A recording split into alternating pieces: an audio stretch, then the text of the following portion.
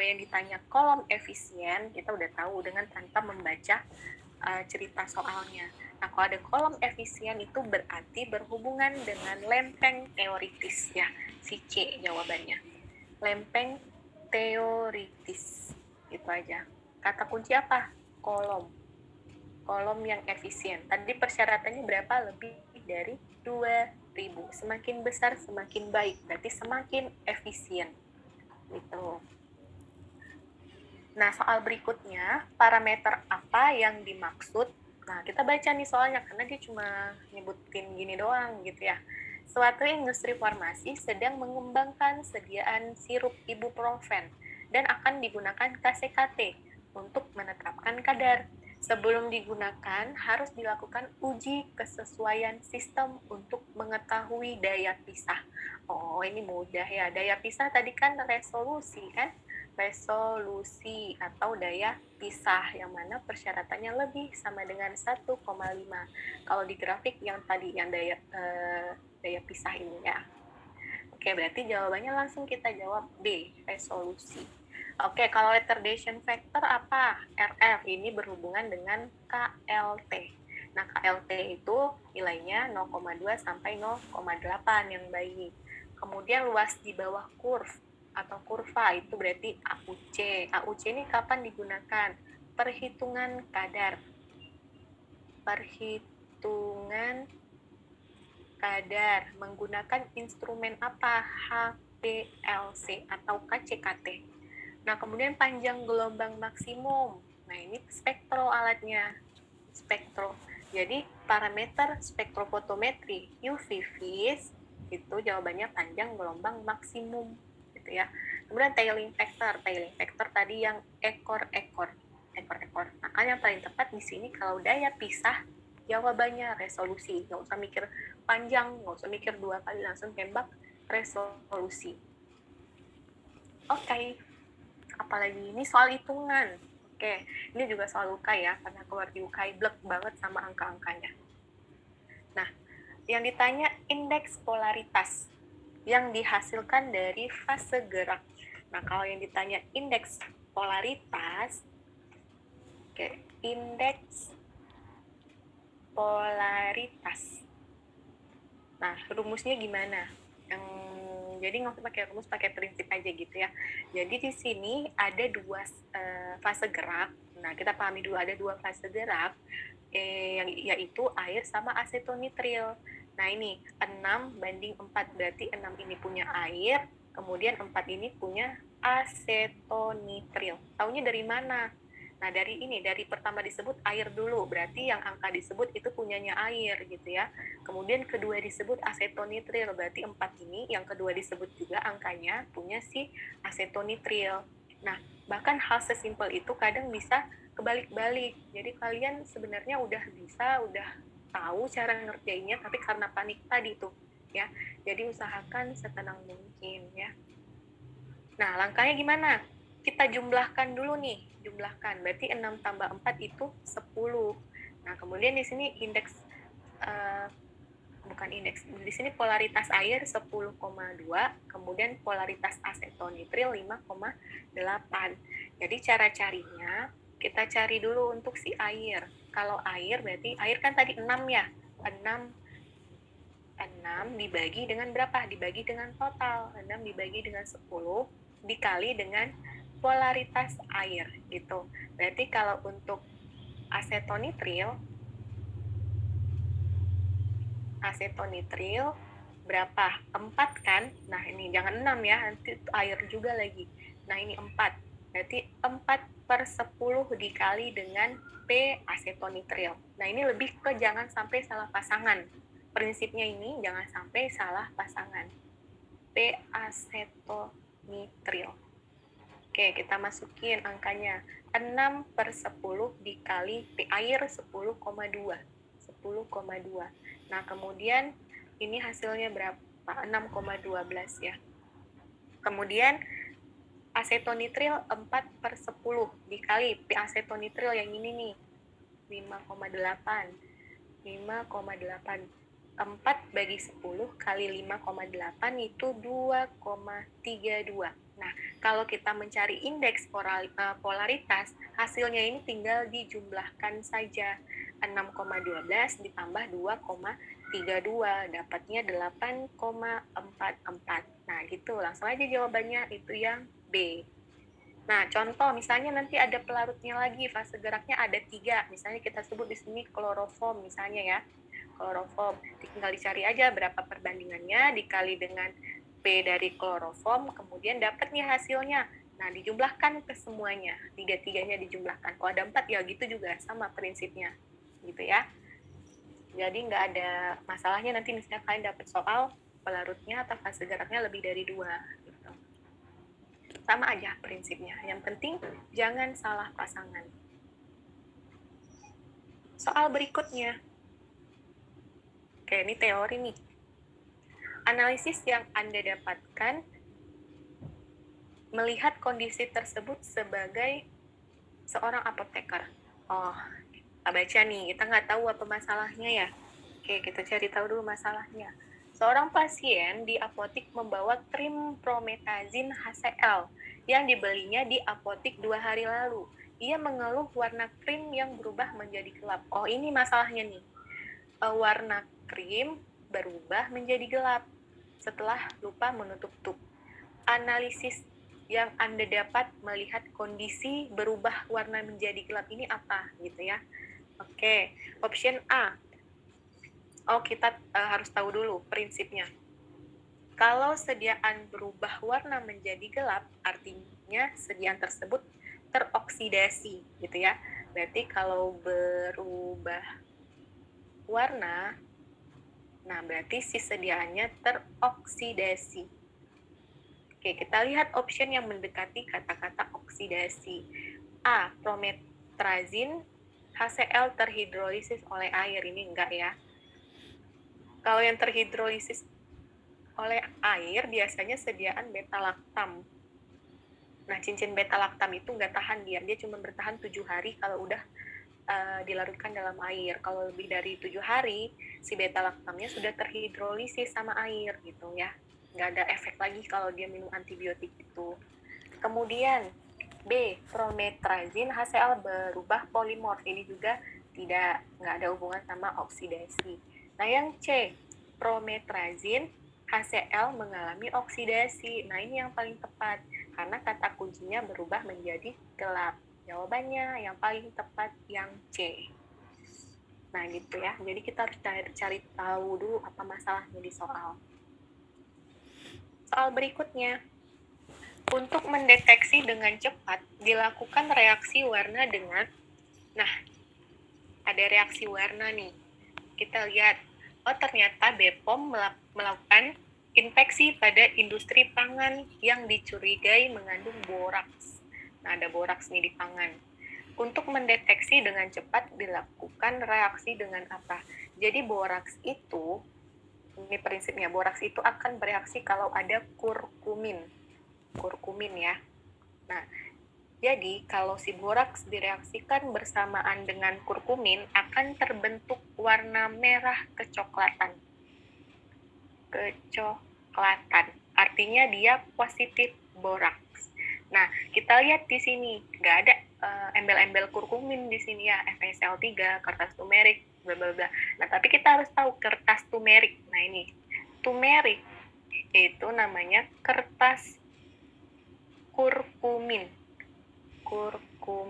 Jadi jawabannya yang paling tepat itu yang B gitu. Jadi kertas turmerik ini kertas yang dicelupin ke kurkumin itu. Kemudian diidentifikasilah boraks. Kalau terbentuk merah kecoklatan berarti positif mengandung boraks. Oke, kita bahas. Kalau FeCl3 itu untuk senyawa fenolik ya. Untuk senyawa fenolik seperti apa? Asetosal, kemudian apalagi ya, polifenol boleh ya, polifenol. Nah, ini bisa menggunakan FeCl3. Kemudian kalau vanilid sulfat ini bereaksi pada KLT. Jadi penampak bercak gitu. Kalau bercaknya nggak jelas atau nodanya nggak jelas, disemprotkan si vanilid sulfat. Nah, kalau Dragendorf ini udah pada tahu, ini untuk identifikasi alkaloid ya, alkaloid. Oke, kemudian campuran asam sulfat dan asam nitrat. Nah, kira-kira untuk apa nih? Campuran asam asam sulfat dan asam nitrat itu untuk melarutkan garam sulfat yang sangat sukar larut. Ini untuk larutin si garam sulfat ya, karena si garam sulfat ini sangat sukar larut dalam pelarut organik, jadi dilarutkan dengan campuran asam sulfat dan asam nitrat gitu. Oke. Soal berikutnya hitungan lagi nih, ini tapi perhitungan paling simple banget ya. Nah, apa nih? Larutan stok tersedia 0,2. Berapa mili larutan stok yang diambil? Oh, ini berarti pengenceran. Nah, IPC menguji AMOX dengan instrumen spektro. Akan dibuat larutan 0,02 N sebanyak 10 mili. Tapi yang tersedia 0,2. Nah, berarti kan kita encerkan dari 0,2 ke 0,02. Nah, pakai rumus pengenceran N1 V1, N2 V2. Nah, jangan salah pasangan. Kalau kalian bingung mana satu, mana dua, jangan salah pasangan. Si 0,02 N ini pasangannya dengan 10 mili. Gitu ya, si 0,2 ini nggak ada pasangan. Berarti 0,02 dikali dengan 10 sama dengan N-nya 0,2 dikali dengan X yang mau kita cari. Berarti ini 0,2 sama dengan 0,2 dikali X. X sama dengan 0,2 dibagi 0,2 sama dengan 1 mili. Nah, gitu aja. Simple ya. Oke. Kebanyakan materi kita ya. Bentar. Cara cepatnya nih, kalau ada soal kayak gini, yang di atas konsentrasi yang kecil dibagi dengan konsentrasi yang besar dikali dengan 10 mili. Gini ya. Ini langsung dapat jawabannya 1 mili. Oke, aku agak cepetin ya. Sorry ya. Nah, di sini yang ditanya signal to noise. Jadi kalau signal to noise itu langsung aja rumusnya. Signal to noise. Signal dibagi dengan noise. Nah, sinyalnya itu 7. Mana ya si sinyalnya? Ya, 7.500 dibagi dengan 550. Dapatnya 13,6. Jawabannya D. Nah, ini nggak ada masalah, gampang. Sinyal to noise langsung aja dibagi ya. Kemudian soal berikutnya, kayak udah nggak banyak lagi nih. Soal berikutnya, bagian QC, industri farmasi memeriksa identitas bahan baku ASPEF. Nah, ternyata setelah diidentifikasi, salah satunya mengidentifikasi gugus fungsi. Tadi kita udah bahas di slide pertama, kalau gugus fungsi itu jawabannya inframerah. Ya, inframerah. Oke. Nah, ini apa lagi nih? Manakah jalur yang mengandung fragmen DNA terpanjang? Jadi kalian lihat aja dari angka-angka ini mana yang paling besar, gitu ya. Yang paling besar kan si 4.500. Nah, kemudian kita tentukan 1 sampai 5 ini mana yang panjang atau yang kilatan pertamanya ini yang paling besar ya. Gitu cara menentukan si mengandung DNA terpanjang. Aku ulang. Nah, lihat dari si yang putih-putih ini mana yang angkanya paling besar. Ternyata ini nih, si 5. Si 5 itu di 3.700 gitu kan. Ini kan di bawah si 5 ya. Ini di bawah si 5, ini juga di bawah si 5 gitu kan. Nah, lihat aja yang paling besar angkanya atau BP-nya ini. Berarti jawabannya yang 5, makanya jawabannya E. Gitu aja. Untuk si fragmen DNA terpanjang. Jadi kalau ditanya yang terpendek, yang ini nih, si 1.500, berarti jawabannya yang, enggak, yang ini nih ya, si 2 ya. Dia lebih rendah lagi daripada 3. Berarti jawabannya yang 2, kalau seandainya ditanya yang terpendek. Oke. Nah, kemudian nih, ada teori sedikit. Untuk menentukan dia masuk single point calibration atau multiple point calibration, tentu kita harus tahu prinsipnya dulu ya. Metode kuantitatif untuk single point calibration, ini kata kunci di soalnya ada satu konsentrasi. Maksudnya apa? Di sini kan single atau one, gitu kan? Single itu satu, berarti satu konsentrasi. Konsentrasi siapa? Pembanding. Pembandingnya. Contoh, nanti diketahui di soal konsentrasi pembanding 30 ppm. Nah, cuman sendiri dia kan, berarti si single point calibration. Tapi kalau multiple itu banyak, lebih dari satu. Minimal 3, tapi biasanya 5 konsentrasi. 5 konsentrasi pembanding. Nah, misalnya apa? Diketahui konsentrasi pembandingnya nih di soal kata kuncinya ada 10 ppm, 20 ppm, 30 ppm, 40 dan 50 ppm. Nah, ini kan lebih dari satu, berarti dia masuk ke multiple.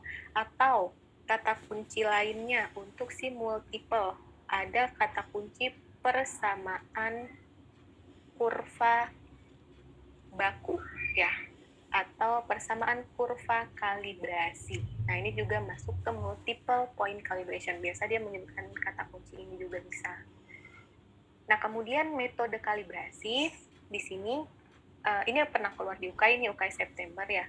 UKAI September 2021. Nah, yang keluar itu jawabannya di UKAI itu internal standar jawabannya. Nah, kita harus tahu nih, mana tahu di kalian bukan internal gitu kan. Nah, kita harus tahu prinsipnya. Kalau untuk eksternal standar, nah kata kuncinya standar dan sampel yang digunakan sama,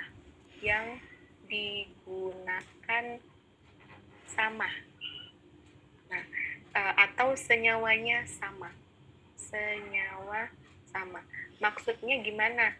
Nah, misalnya ada pengujian pembandingnya itu aku singkat P, lansoprazol misalnya yang diuji. Kemudian sampel yang diuji juga lansoprazol. Nah, ini digunakan standar dan sampelnya sama, senyawanya juga sama ya, lansoprazol dan lansoprazol. Kemudian kalau internal standar, kebalikannya aja, standar dan sampel. Nah, ini udah kata kuncinya ya, kalian harus hafal. Berbeda. Standar dan sampelnya berbeda atau senyawanya berbeda. Tapi, nah ada tapinya, tapi mirip atau gugusnya sama. Ya, berarti itu internal standar. Contohnya pembandingnya lansoprazol. Kemudian sampelnya omeprazol gitu ya. Habis ini kita ada 2 soal lagi, kemudian selesai. Jadi ingat nih, yang aku jabarkan ini ya, menjawab soal yang nanti yang kedua soal itu. Omeprazol. Nah, pembandingnya lanso, sampelnya ome. Dia sampel dan standarnya berbeda, tapi dia mirip. Miripnya apa? Ada azol-azol. Gugusnya sama di sini ya. Gugusnya sama. Nah, itu maksud dari internal standar. Atau yang keluar di UKAI September ada hidrokortison sama dexamethasone. Nah, itu kan beda, tapi punya kemiripan di gugusnya yang sama. Makanya jawabannya internal di UKAI September 2021. Kemudian kalau standar adisi gimana? Nah, sama seperti eksternal standar. Sama ya. Standar dan sampel sama. Nah, jadi yang bedanya apa? Jadi, karena ada kata-kata at, di sini at menambahkan ya. Jadi ini kita anggap sampel, tapi ditambahkan pembanding. Nah, ada kata-kata ditambah di sini ya. Artinya apa? Si sampelnya kadarnya terlalu kecil sehingga tidak bisa terdeteksi oleh alat. Makanya ditambahkan pembanding ke dalam sampel. Ditambah pembanding ke dalam sampel. Itu makanya jawabannya standar adisi. Karena ada kata-kata tambah. Oke. 2 soal terakhir.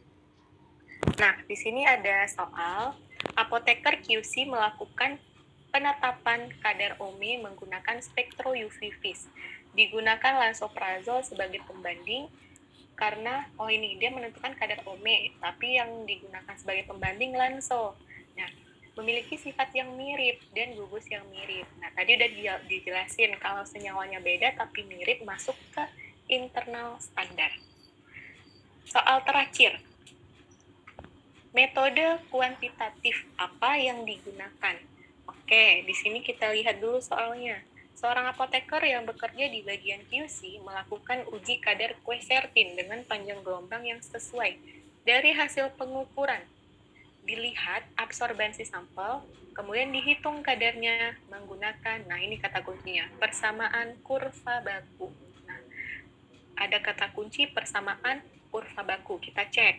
Kalau ada kata kunci persamaan kurva baku, berarti jawabannya multiple. Nah, jadi jawaban untuk soal ini yang di multiple point calibration gitu ya. Alhamdulillah udah selesai nih